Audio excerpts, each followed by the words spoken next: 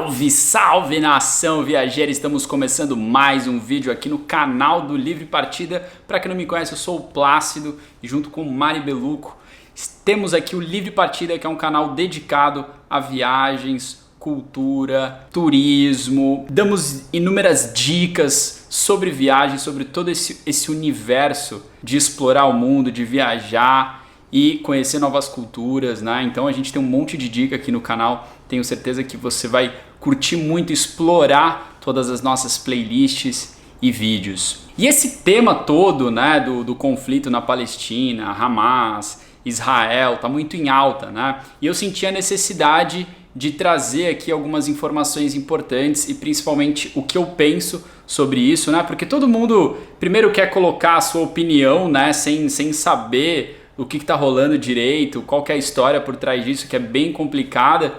E, acima de tudo, não conseguem enxergar na raiz do problema, não conseguem enxergar qual que é a raiz do problema. E eu vou tentar ventilar um pouquinho mais esse tema que é complexo, é complicado, mas a gente precisa entender melhor antes de ficar dando opinião à torto e à direita. Então, vamos falar sobre o verdadeiro problema na Palestina. Mas antes, inscreva-se no canal, toca no sininho para ativar as notificações, deixe o seu like, tá? E compartilhe esse vídeo com quem você acha que precisa receber essas informações. Nós passamos naquela região da Palestina, Israel, Jerusalém, em 2017. E nós aprendemos muito com o povo local que vive lá e que não tem esperanças nenhuma de que esse conflito um dia acabe. Se você quiser saber mais sobre Israel, veja essa playlist aqui que tem um monte de informação importante, principalmente se você quiser viajar, né, conhecer Israel e aquela região da Palestina. Tem vlogs de viagem onde a gente mostra o local, tem várias dicas culturais, dicas de viagem por lá, tá bem legal, dá uma olhadinha na playlist. E fica a dica para você adquirir o nosso livro maravilhoso, tá?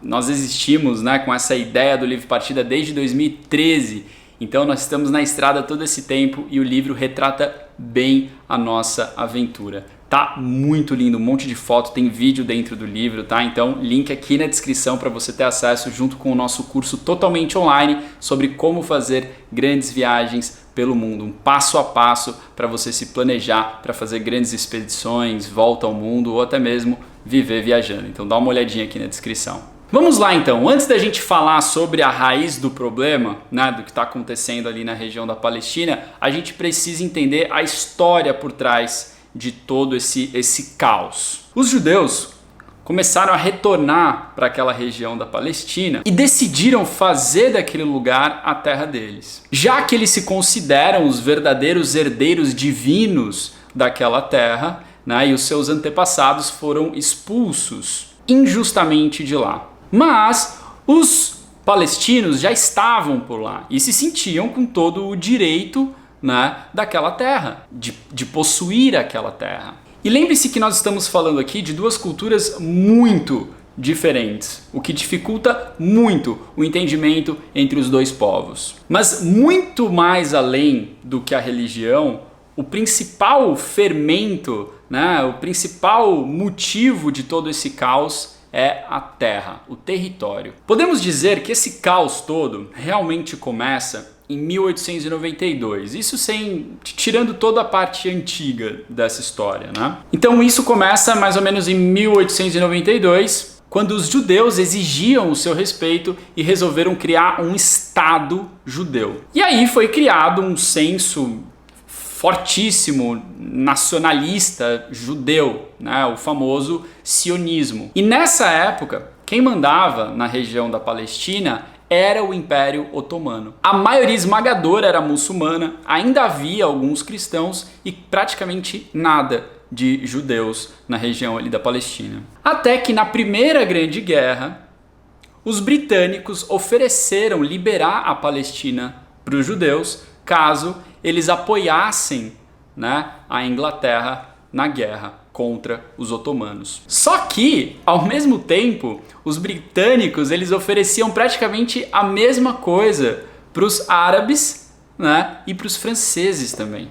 Mas até que os ingleses cumpriram, né, o que eles prometeram para os judeus. E então, de menos de 3% de judeus na Palestina, né, no final do século XIX, os judeus já contavam com 30%, tá, de pessoas, de judeus na Palestina, na década de 40 do século passado. Nessa época, a região ficou sob domínio britânico e eles ficaram lá tentando botar ordem naquela bagunça toda, criando regras específicas para cada povo, o que obviamente não ajudou em nada no problema. A Palestina ainda não era um país, né, autônomo, até hoje não é reconhecido como tal. E então, aquela tensão entre judeus, árabes e até mesmo cristãos naquela época fez surgir um senso nacionalista muito intenso entre os árabes e fez com que rolasse uma série de revoltas e conflitos tensos. Mas os judeus, junto com os britânicos, ganharam fácil essas primeiras batalhas. Porém,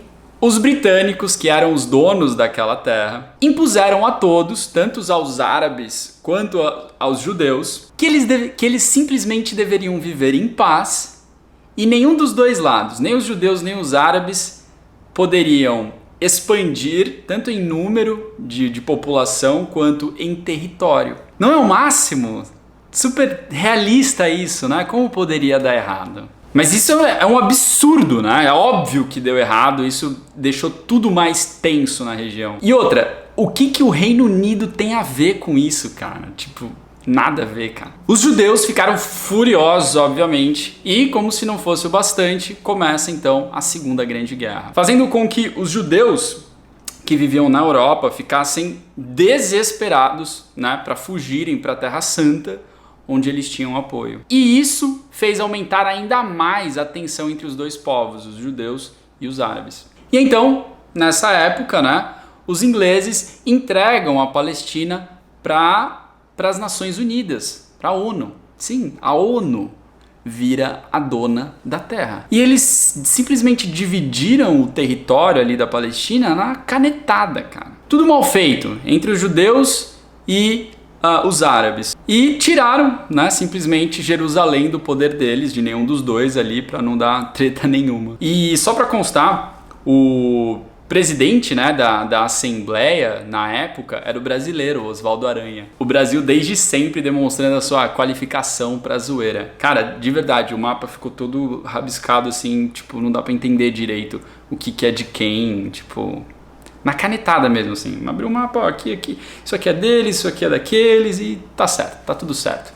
Eles vão viver em paz, assim, eles pensaram. E obviamente, como é muito claro de saber, né, essa divisão pífia esquentou ainda mais, né, a tensão entre os dois povos. Porque nessa época, então, já que a ONU declarou, né, a terra deles, os judeus declararam Israel como um estado oficialmente judeu, que fez com que os palestinos ficassem duplamente possessos, tanto pela divisão aleatória da ONU, quanto pela proclamação, né, do Estado de Israel. E aí declararam guerra a Israel, só que dessa vez com o apoio de todos os países árabes vizinhos. Mas Israel saiu vitorioso novamente, isso foi em 1948. Depois disso, eles conseguiram uma trégua, né, que fez com que os israelenses conseguissem expandir ainda mais, tanto em população quanto em território, praticamente forçando que milhares de palestinos fugissem, né, para outras regiões. E óbvio, né, depois disso, os palestinos nunca esqueceram tudo isso que aconteceu.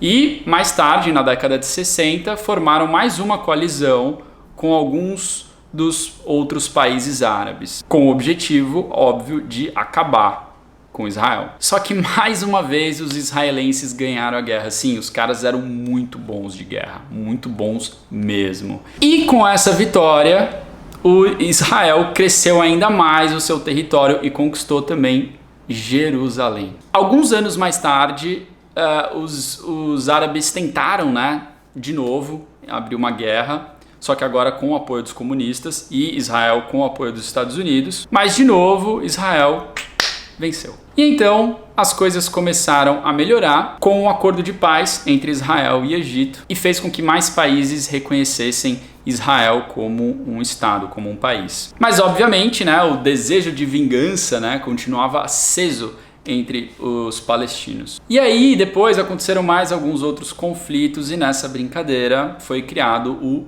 Hezbollah. Um grupo que para o Ocidente era um grupo terrorista, mas que para os árabes era um grupo legítimo de combate a Israel. Mas mesmo assim, Israel continuou expandindo o território e criando comunidades judaicas tanto na Cisjordânia quanto em Gaza. E nesse caos todo surge o Hamas.